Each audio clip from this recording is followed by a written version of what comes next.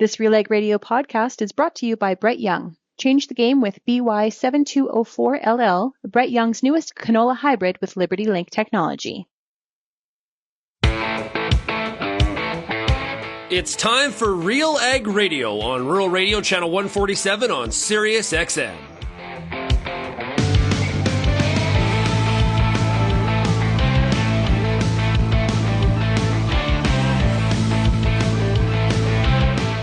RealAg Radio and RealAgriculture.com is your home for insight and analysis of the issues that are impacting your farm business. Let's get real and get connected with RealAg Radio.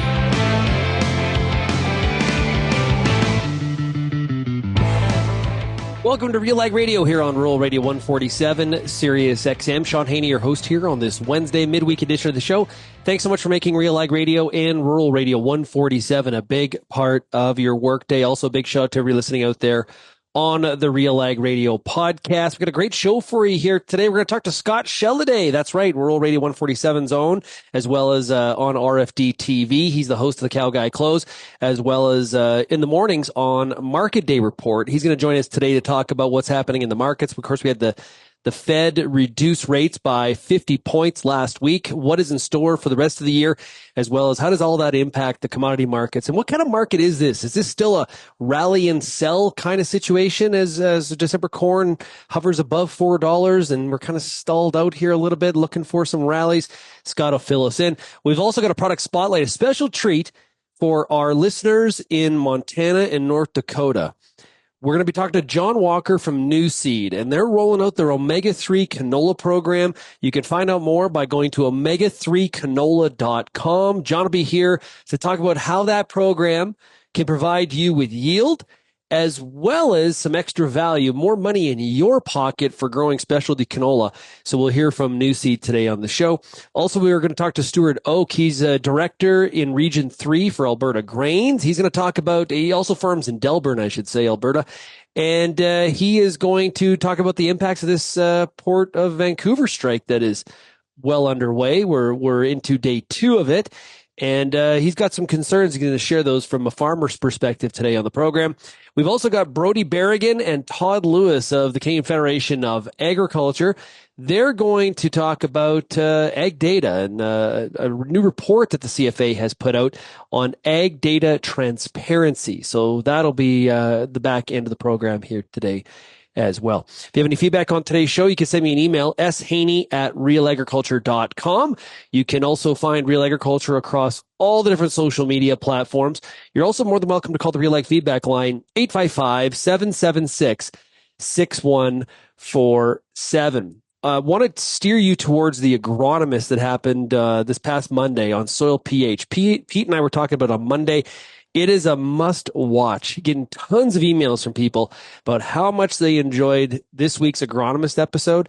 Encourage you to check that out as well. You can find it on the Real Agriculture podcast feed, as well as on our YouTube channel. And every Monday night, it's live, Real Ag in prime time. And there's always 2 to 3 experts that Lindsay invites in. They cover a wide range of topics. And like I said, this past week was about soil pH. There was a lot of science, a lot of learning came out of that. And like I said, lots of feedback from many of you. That show is live Monday nights on the Real Agriculture YouTube channel, as well as you can find it at realagriculture.com/live. The best part is you get CCA and CEU credits for participating and watching the program. So that really is for sure a must watch.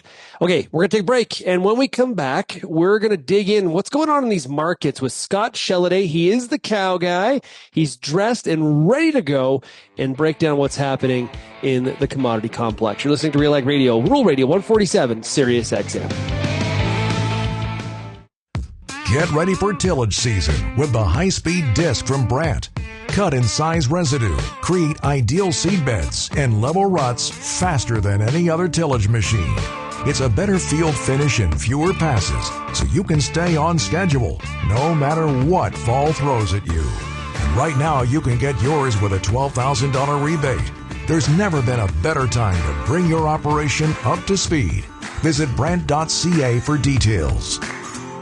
Joined right now by the Director of Agronomy with Nutrient, Dr. Carl Wyatt. As farmers wrap up harvest, what should they be thinking about for that 25 season? Checking the bank account, and I don't just mean the financial bank account, really looking at what's in the soil, especially if your crop overperformed or underperformed. Taking that soil test, checking the soil checking account can really give you some key insights on what nutrients you need to invest in next year. What's the science of doing that test as close to the freeze up as possible? So the phosphate's not going to move a whole lot on you from fall to spring. So getting a fall soil sample and seeing, hey, do my soils need phosphate? That's the number one reason to justify the use of a starter fertilizer. You can get that information now. So then you can use those winter months saying, well, what is the best starter fertilizer for me? Is it just a formulation with phosphate in it? Or is my soil sample telling me I need other things? You can go to your ag retailer and match the need for the starter fertilizer with the specific formulation that matches your soil sample. And welcome back to RealAg Radio. This segment's brought to you by the Pioneer brand canola with Optimum Glide, the highest yielding glyphosate-tolerant trait on the market. What's next in canola happens here. You can find out more by going to pioneer.com/Canada to find out more. Of course, Optimum Glide, also the sponsor of last year's Agritechnica coverage that you can still find at realagriculture.com or on the Real Agriculture YouTube channel. Let's talk markets here today. Joining us is RFDTV and Rural Radio 147's own. It's the CowGuy, Scott Shelladay. Scott, how are we doing? I'm good. Thanks for having me on. Appreciate it. Okay, so we're having this conversation early in the day on Wednesday here today. What do you make of the last week or 2 weeks of market action? Is it giving you any signals for where we're headed here? Yeah, a little bit. I mean, we've got a report coming up next week. Obviously, a lot of eyes will be on that. If you're a bull, that's probably going to want to be the things you're going to anchor yourself to right now. But we've been kind of listless, waking up to the fact that it wasn't a very good year, and I was actually surprised to hear that 23 is going to be turning out to be not a very good year either, because of so many guys that held, grain on farm storage. I was in Virginia earlier this year in March, speaking to a bunch of people there at a big group, and a lot of folks said we're going to store and wait and see what happens. Well, I think that put 23 in just as probably as bad a spot as 24, and so we've got a bad situation on our hands where we didn't really get a weather scare to get anything sold at decent levels. You would have had to let all the horses out of the barn when we were putting the stuff in the ground, which is a very difficult thing to do. I know that for sure. But I think right now we're coming to terms with the fact that this just wasn't a very good year, and what are we going to do about it next year? And what are the input prices going to be looking like? And I think that's pretty difficult. So we're going to get some opportunities to, as you've seen as of late, the market's tried to pop a little bit, but it's trying to pop in the middle of harvest season, which is going to be a difficult thing to do too. So that's going to take a little bit of the luster off that trade as well. So I think we're going to go sideways here while the bulls wait for something to go their way. And when maybe, if it does, they're going to get a chance to offload some things. But I just think we're going to be going sideways. I don't see us falling out of bed per se, unless the weather really gets great down in Brazil. And you start to see new funds selling, but I don't see that happening right now. Transportation wise, we got port strike in the Port of Vancouver. We got issues in the U.S. with longshoremen strike. Of course, the Panama Canal, the Suez Canal. How is the market react? Mississippi, actually, good point. How does the market? How has it been reacting, or how should it be reacting, or is it been predictable in terms of how it reacts to some of these transportation issues? No, I don't. Maybe 20 years ago we might have been, but there's so many different inputs now. I mean, no, it's not acting like you'd think it might react. Those are classic supply chain problems.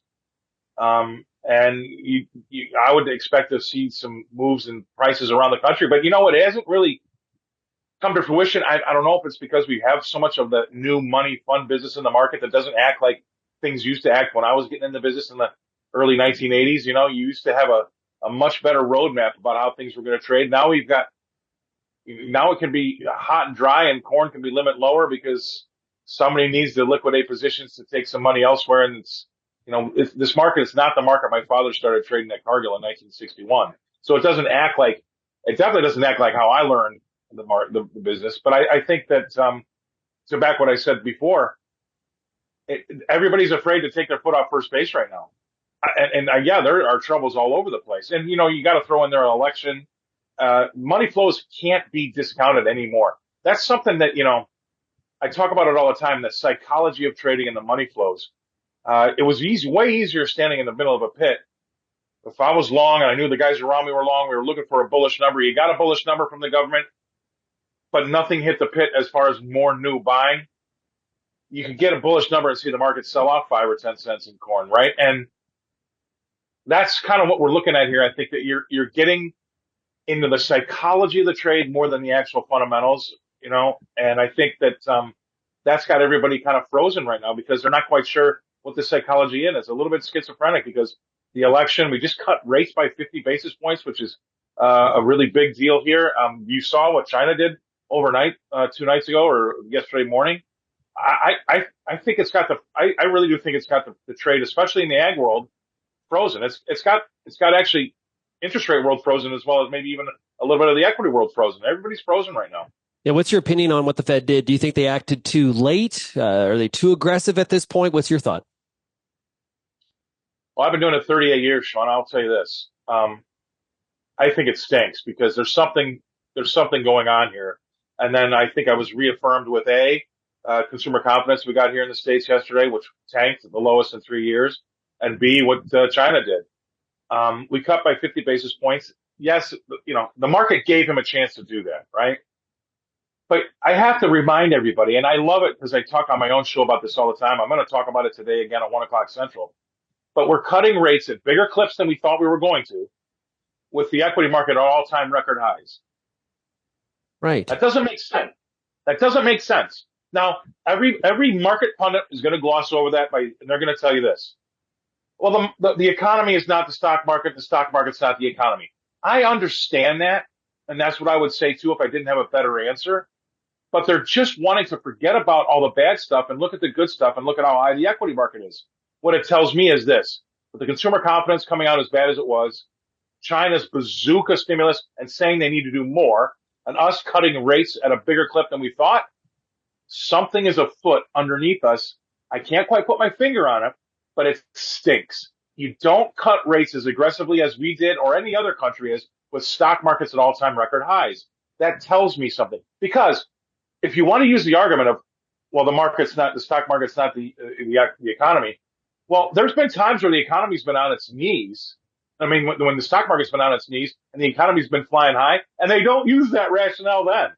It's only when the stock market's high when they want to really enjoy those things and do the attaboys and high fives.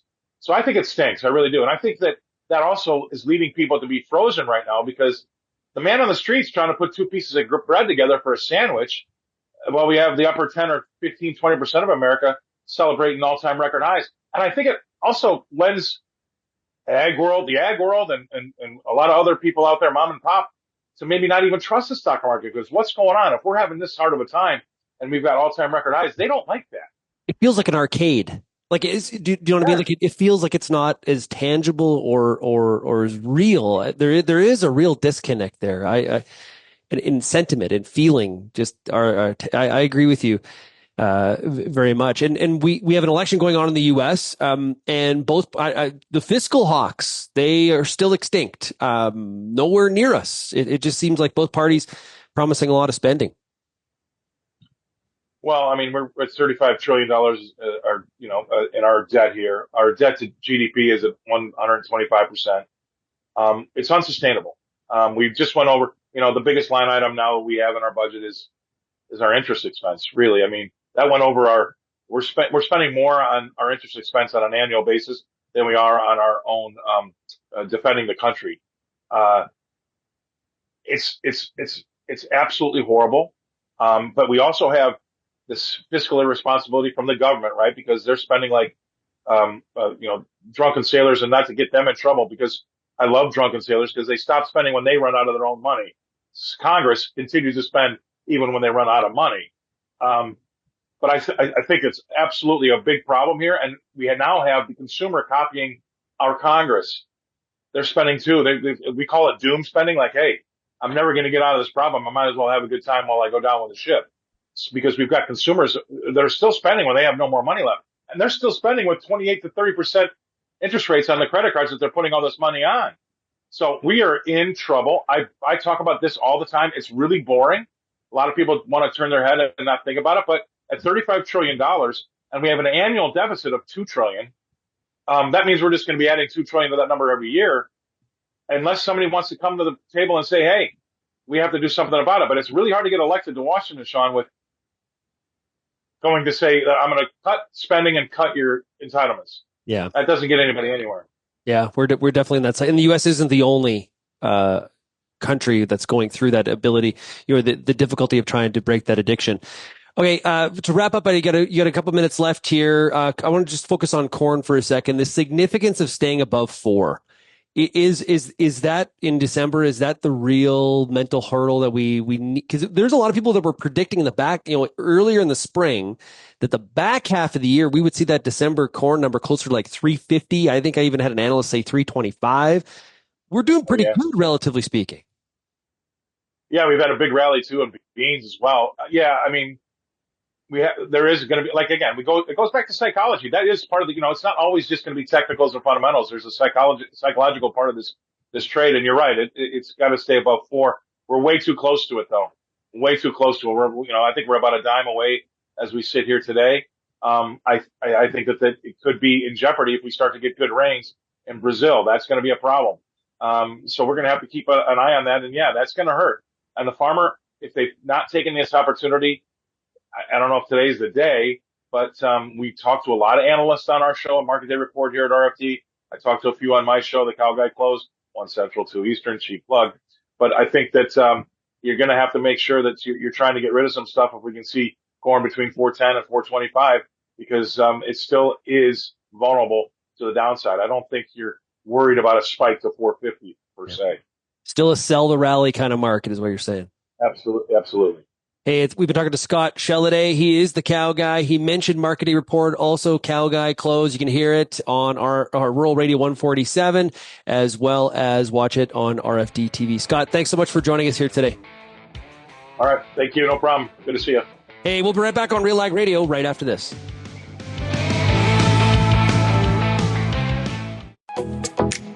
Whether you're in a career within an organization, starting your own business, looking for your dream job, running your own farm operation, operating a company in ag or food, or want to hone your overall life skills, this conference is for you. Celebrating over 10 years of bringing women in ag together, join the Advancing Women Conference in Niagara Falls on November 17th, 18th, and 19th. Visit advancingwomenconference.ca for more information and to register. I am Lindsay Smith. It is time for today's Product Spotlight with Mark Smith, CFO of Genesis Fertilizers. What are your focuses with this business? We're raising equity from our investors and making quite crucial decisions about our engineering works and our licensing agreements. What role will Pricewaterhouse play as the financial advisor? So we've got a number of engagements with PwC. One of those is indeed to help us raise the capital for this project. And in accepting this appointment, they would have had a look at our plans and the credibility of our plans. So we're very pleased to appoint them for this support. What will keep you busy in the next few weeks? We're concluding our basis of design, so what the plant will make, negotiating our feed contract, and that's really the plan to build the house. So it's what will our chemical plant look like and making sure that that contract structure protects our investors. And for those interested in learning more about Genesis Fertilizers and that plan, where can they go for more information? So I think there's a very good entry page into the Genesis Fertilizers website.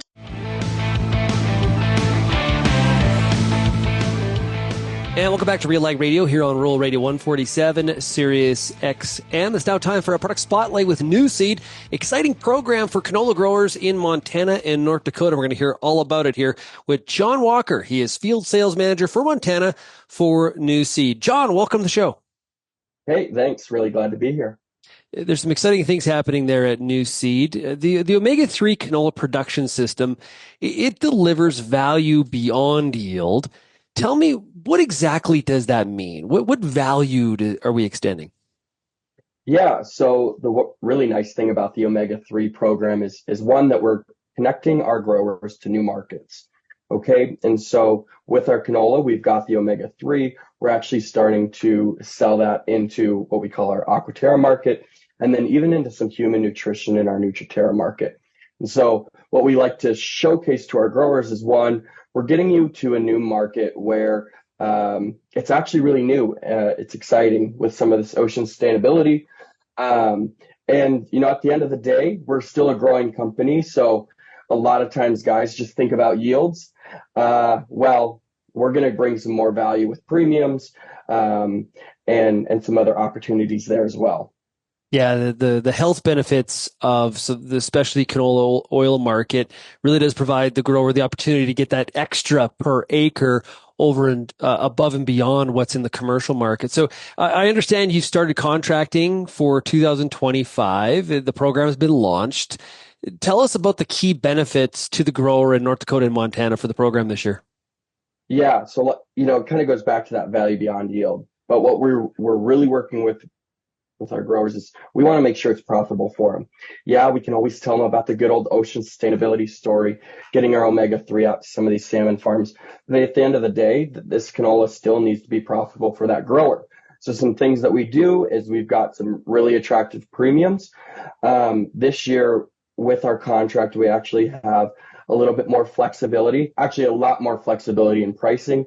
We're all kind of watching right now, and the canola markets aren't that great. But by being able to do the omega-3 program, one, we've got those premiums, and two, they're going to be able to honestly market this crop for, if they've signed a contract today, almost 2 years, which is really nice. It is out here in Montana and North Dakota, we are somewhat in the middle of nowhere. And so our contract is a freight on board contract, so picked up on farm, which is really nice. We still have an active God with this contract, and these guys, they get to choose when they want to deliver as well. So some really positive pieces that when a grower is trying to decide, how can I make this work for my farm? The omega-3 program really thinks about how we can bring this specialty market to these growers. Yeah, there's a lot of opportunity to expand the canola acre in both Montana and North Dakota. Do you have to be an experienced canola grower to participate in the program, or can you be a first timer? Yeah, in all seriousness, the demand for our product is out the roof. If we had every grower growing that we have in Montana and North Dakota doing our omega-3 canola, we still wouldn't have enough demand. So what's really nice about Nuseed is that we recognize we do need new growers who've never even looked at an oilseed or canola. And so we're also going to give out a lot of agronomic information about, what should they be looking like fertilizing, what should they spray, how do they check for these pests, everything like that. At the end of the day, we need that product, and we need to help those growers achieve their goals on their farm. So we're here to work with everybody. Yeah. Are there any rotation restrictions at all, or? That's probably one of the key learning points, especially in Montana, North Dakota. We've got a lot of pulse growers out here, right? Chickpeas, peas, and lentils. And sometimes you do have some chemical rotation, residual rotation issues, but we're going to work through that with that grower and make sure that it will actually work on their farm. Rotationally wise, canola is a great thing. It's a tap root that's going to go down. It's actually going to make that soil and those nutrients more available in that soil. So, it's a great crop for that year, but it's also going to have some benefits for crops down the line as well. So how do growers in Montana and North Dakota find out more about some of the contracting opportunities with Nuseed? Yeah, definitely. So, there's a few different ways. Feel free to go to our website, nuseed.com, and click on the omega-3 tab. And then we've got authorized agents all over Montana and North Dakota who are eagerly waiting to work with you. We decided to work with agents because, one, they do know how to grow canola. So they're a great partner for our new guys and folks who want to grow canola to actually learn how to do it. And they can answer all those questions for them as well. So if I want to sign up for the program, I go to those agents from the listed on the website? Yep. Feel free to reach out to those agents. Check out the website. We've got a landing page where you can actually just sign your information in there. We'll send you some information. Feel free to reach out to any Nuseed rep, and we'll get you to the right place. Okay, for all the listeners, that website is omega3canola.com. Correct. Perfect stuff. Well, hey, John, thanks so much for joining us here today. Really appreciate it. Great opportunity for growers in Montana and North Dakota. So encourage everybody here in the RealAg Radio audience that's listening in those two states, find a little bit more about this great value-added program around canola. John, thanks for joining us. Thanks so much, Shaun. Hey, we'll be right back on RealAg Radio, Rural Radio 147, Sirius XM, right after this. Calling all Montana, Dakotas, and northern Minnesota growers, are you looking for a profitable addition to your farm that can deliver value beyond yield? The Nuseed Omega-3 Canola Production System can help you unlock a guaranteed path to market with attractive premium opportunities and an active God clause. Contracts include first-in-class agronomy support and free on-farm pickup after harvest. Contracts are available now. Commit early to maximize your opportunity. To learn more, visit omega3canola.com. Advanced canola trait technology is here. And it's soon to be the talk of the town. Optimum Glide delivers excellent yield potential and agronomic trait performance. Improved crop safety. Enhanced weed control. And a wider window of application.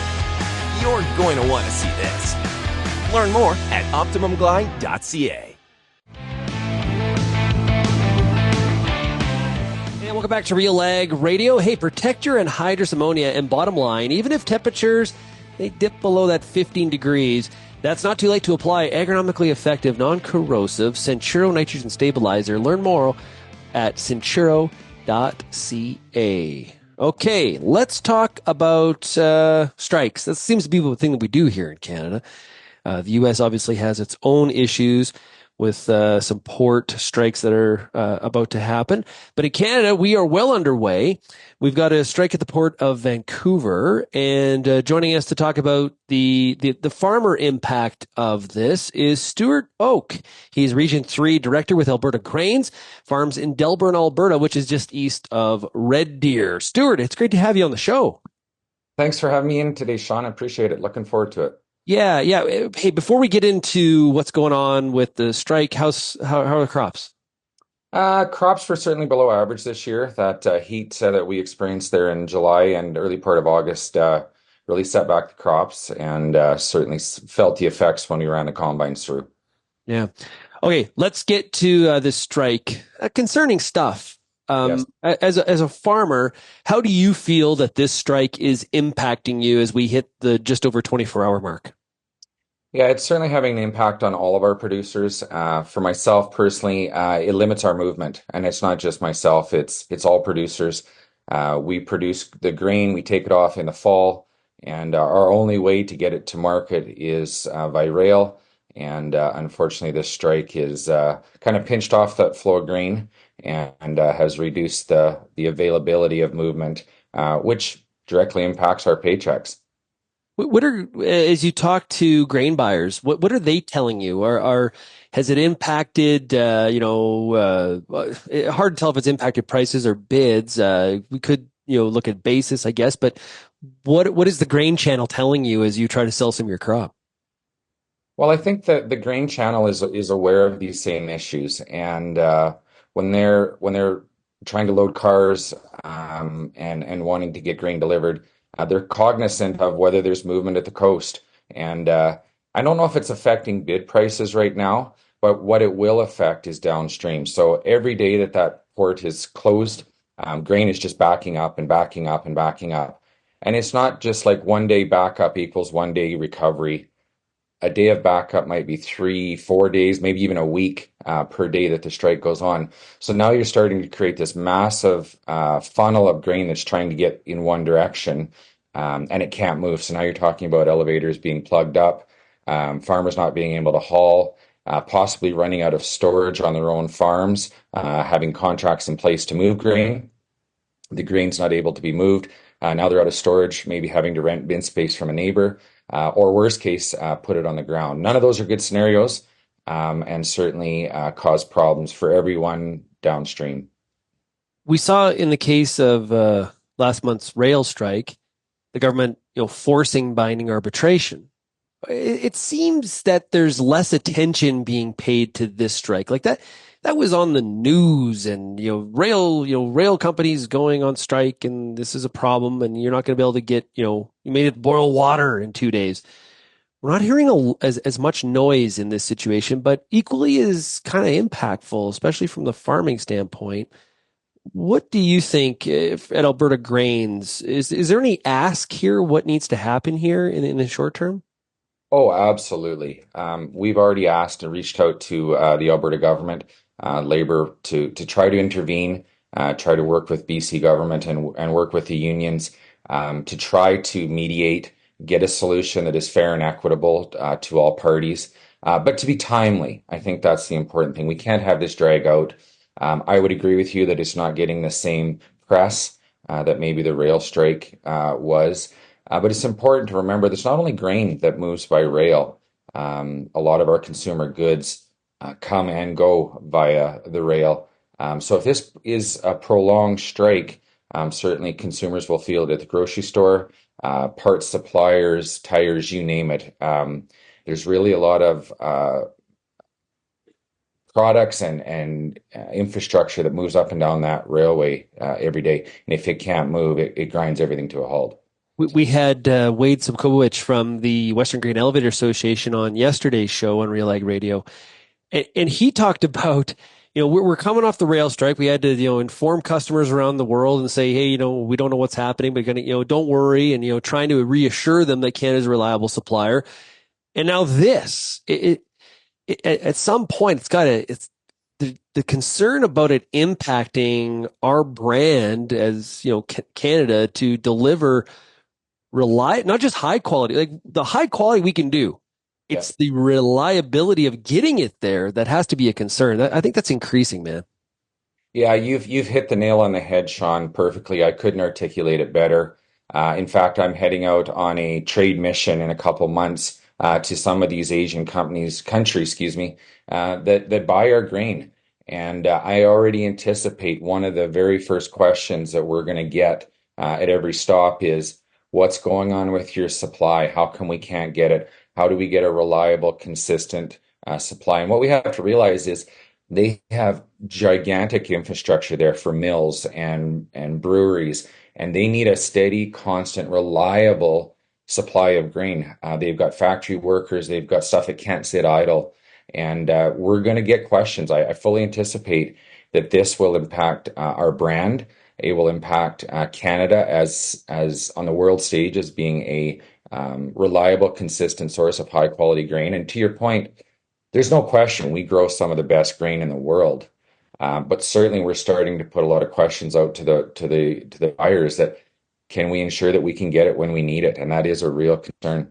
Yeah, the longer this goes, the more pressure it puts on ports potentially, on the BNSF railway potentially, also on the ports of the PNW. They only have so much capacity, so it's not like, oh, just move it over here and we'll get it out. Like that's easier said than done, and that also comes with costs as well, and that those costs work themselves back to what the farmer is paid at the end of the day as well. Stewart, really appreciate you joining us here today on the program. Thank you so much. And good luck on that trade mission. Which countries are you going to? It's kind of an interesting one. We're going to do stops in Japan, China, Indonesia, Philippines, and Bangladesh. So all of international buyers. And we want to present a high quality product, but this rail strike and this worker strike is certainly going to cause some questions coming our way. Thanks for having me on today. I really appreciate it. And thank you for getting the word out about what's impacting Alberta and Canadian producers. Much appreciated. Well, I appreciate it, Stewart. Thank you so much. Hey, experience the most efficient system for delivering sulfur and phosphate to meet your crop's needs with Smart Nutrition MAP plus MST. We'll be right back on RealAg Radio here on Rural Radio 147 Sirius XM right after this. Make your neighbors envious with CDC NV CWRS. Introducing CDC NV CWRS, the latest wheat variety now available for Plant 25 from Alliance Seed. This semi-dwarf wheat delivers impressive yields, early maturity, outstanding standability, and a robust disease package. With CDC Envy, your wheat crop will be the talk of the town. Learn more and find your nearest retailer at allianceseed.com or call 1-877-270-2890. Peter Johnson at WheatPete, RealAgriculture.com. I'm the host of The Word, and I love doing The Word. I love the questions. I love the challenges. I love having to apply agronomics to all over the globe and areas outside of my normal jurisdiction. Also, I love the feedback the most, where growers challenge me, tell me about their plot results, help me to learn. The Word, absolutely the best part of my day. And welcome back to RealAg Radio. The answer to your above-the-ground nitrogen loss problem is Anvil Nitrogen Stabilizer from Koch Agronomic Services. To learn how Anvil's dual active ingredients deliver extended protection, all you got to do is visit kochag.ca. That's kochag.ca.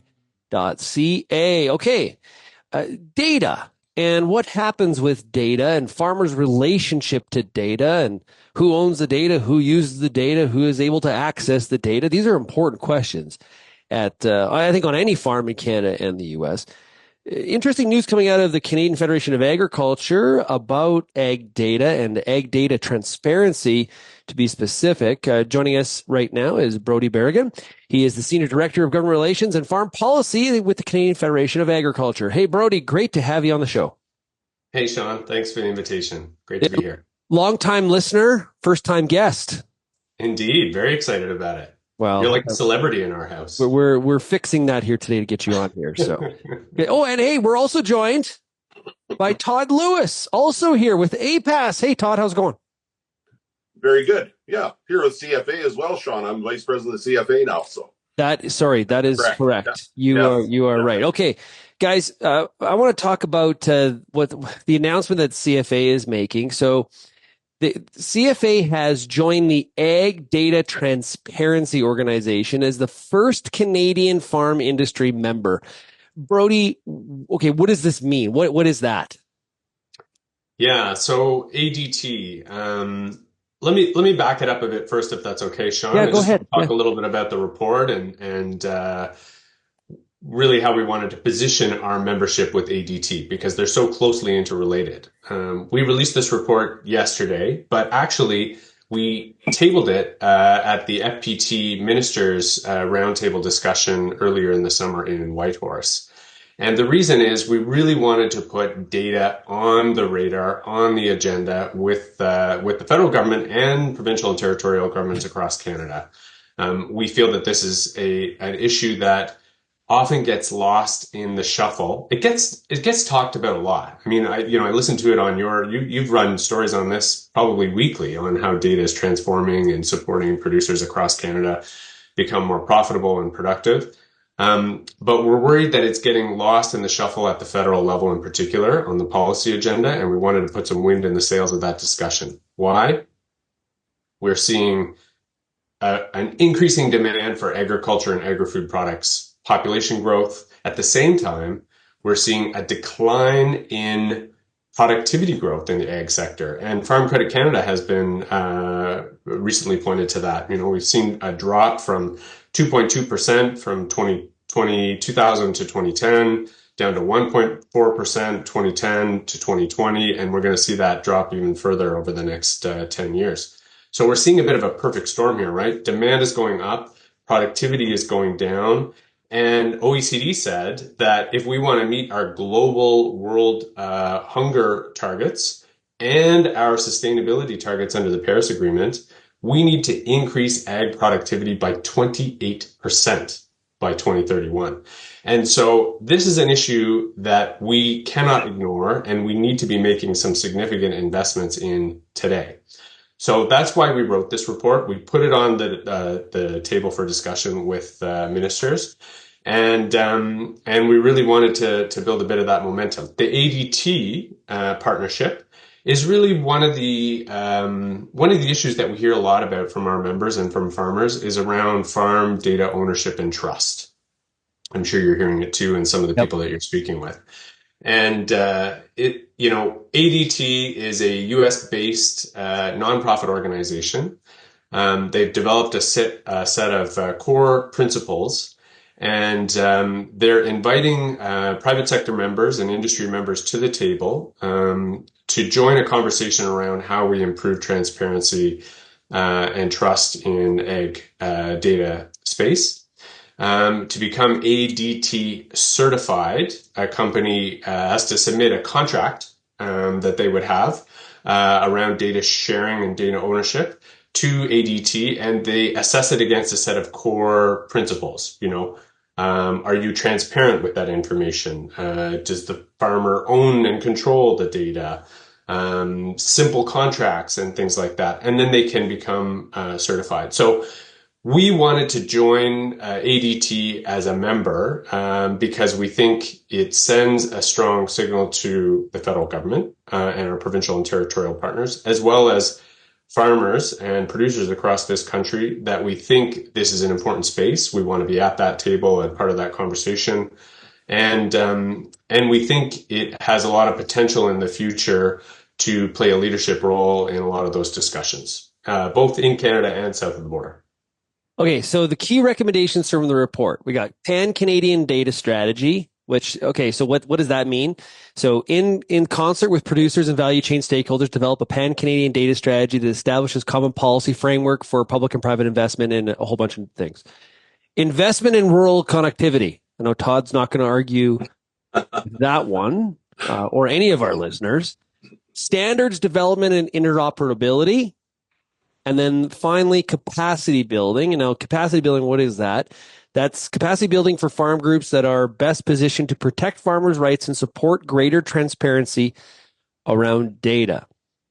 Todd, you can go in any coffee shop across the country, and there's data, this kind of around this topic, it comes up. This stuff makes sense.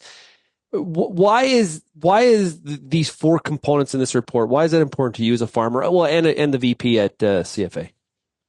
Well, I think it's a little bit, to Brodie's comments around, as we want to get better and better, it's less about diesel fuel and more. It's less about diesel and more about data. All our improvements on the equipment side, as far as mechanical and so on, we're probably there. We're certainly, we're always improving, but the data seems to be a big piece of, we're collecting all this data. Where's it getting used? Who's using it? Do farmers own it? I think there's a real mistrust in the ag community where that data goes and how it's going to be used. Is it going to be used in farmers' favor or maybe against them? All those kind of issues. And so I think, farmers need to control their data, have it housed in a spot where it can be aggregated and the farmers can trust that it's being aggregated for the right reasons and for, policies and to support policies that help farmers. And, good ag policy is good for everybody, but good for the economy as well. So I think, that's where we see it as at the CFA and certainly, speaking to our members and so on, is that there's a real mistrust around data collection and who owns it. And so I think that's where we want, the federal government. It's not all about them holding data. It's about putting regulations and legislation in place that allows be the catalyst to support these programs. And I think that's where, why this is such an important piece. And a lot of this has been around for a long time, but we really haven't seen anything move towards a real movement in this area and on this file, because it's all brand new to a lot of people. And meanwhile, farmers are, I think, feeling that they're a little bit left behind sometimes. Okay, all that's fair, guys. But why do we need the government to be the solution here? Isn't some of the ownership and what happens to the data and who can access it and what, where the farmer's ownership is and all those kinds of, isn't that figured out in just user agreements? Isn't it kind of just contract law?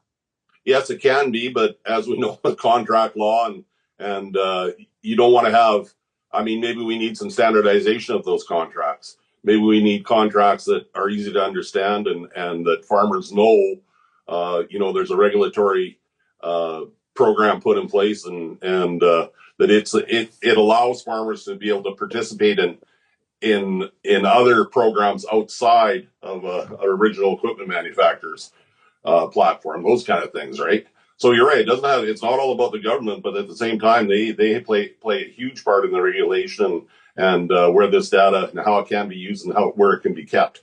And that's what we're looking for from, especially the federal government, but the provinces have a role to play in that as well. Yeah. Brodie, when we compare what the current environment in Canada and compare that to other jurisdictions, the US or Europe or Australia, are we different or similar in nature? Is there any comparisons to provide some context for us? Well, in the research that we did in developing this report, it became pretty clear that some countries like Australia, I'm glad you mentioned Australia, and the US are pretty far out ahead of us on a lot of these issues. They've got federal legislation in place and a suite of programming available to producers to actually support them in putting new technologies on the farm, in the field, to support their connectivity and their data collection and their efficiency objectives. So I would argue that they're much further ahead in many respects than Canada is at this point. Okay. The rural connectivity, I complain about it all the time. I think, for example, Starlink has really moved the needle on, it's skipped a whole bunch of infrastructure of laying a bunch of fiber and, that kind of cost. It's been good, but hey, everybody can't have it, or, they're still rolling it out. And it's really relying on one company to be the national solution. That's putting all your eggs in one basket, so to speak. Where are we on that file as a component of this, guys? Do we really have a plan for rural connectivity, given how remote, not just, we could say Canadians are in general, but a lot of our audiences listening are a long ways from just town, never mind a city. So what do we do there? Yeah, it's a really good question, Shaun. And I think the Auditor General had a report on that not too long ago and really pointed to the fact that we've got this huge gap right now between the rest of Canada and urban, and rural and remote communities. 59% connectivity at some minimal, capacity in those rural and remote areas compared to, I think it's over 90% as the average across Canada. So there's a huge connectivity gap, and that's a big issue. That's a big issue. And it's interesting because that would be one of the issues that I would say, and Todd will correct me if I'm wrong, that the ministers around that FPT table were really seized with when we had this discussion, is how do we continue to make investments in rural connectivity so that because all of this is moot, right? I mean, getting technology in the fields, getting farmers, using precision ag technology and equipment, like it all falls flat if you do not have that connectivity in place to make it work, to make the technology speak to each other. And I mean, that's not even talking about interoperability. To your previous question, Shaun, around what's the federal role here, there is some space for some legislation, I think, and the federal government to play a leadership role on some of these issues. Interoperability is a good example, right? So your sensors in the field are talking to your tractor, it's talking to your software. And so we do feel that that's an issue where the federal government needs to step in, and an ag data strategy would provide that vision and a framework around sort of investments in research, investments in programming, digital skills, digital solutions, common standards, data measurement and reporting standards, et cetera, et cetera. So I think these things are all very closely and intimately connected. And there's no doubt that without that connectivity in place, the whole thing falls flat. Yeah, we've got a whole bunch of puzzle pieces, but we haven't been, it feels like we're just sort of not putting it together. Exactly. To really hum. Reminds me of the Chicago Bears offense right now. There's some pieces there, but they're just, it's not coming together, unfortunately. So, and I'm reminded of that in the report, point 3.2. Farms are currently generating significant levels of data. So there's all those puzzle pieces, most of which is not being used to its full potential. We're not connecting it all. And the trouble is there's a lot of stakeholders here, because you can blame the farmer and say, well, the farmer's got to do a better job and get up to speed on the, but that's kind of being, I think, a little bit narrow in looking at the scope of the issue. We've got, the public piece of this, government, private investment, the farmer's role, the stakeholders that serve the industry of agriculture. This is a tall order, guys, to really make this thing clip. Todd, this feels like a monumental task. It is a big hurdle. Well, I think it is, but to the rural connectivity piece, we've come a long way in the last 5 years. You mentioned Starlink. Great new technology that moved the needle. Really moved the needle in so many cases, right? So I think it's a big task, but at the same time, farmers have shown they'll invest the money. We're at the table, with every piece of equipment we buy. Yeah. We're spending hundreds of thousands of dollars on on extra technology in every piece of equipment we buy now, every new piece of equipment. So I think, as you recognized, it's a big puzzle, but it's a big job. But at the same time, we need to start putting those pieces together, and farmers are doing their part and have shown they're going to do their part. So as we push from the bottom here again and try and get some of these pieces put together, I think it's there's some good news stories here too, and certainly good data is what we need to inform good policy. I think when you look at the nitrous oxide emissions, the fertilizer issue, that's a perfect example where the good data came through and showed that wasn't a good policy. The government was taking the wrong course on that, and it wasn't about fertilizer reduction; it was about nitrous oxide reduction, and we have the data to show that in many cases we're doing a great job of that.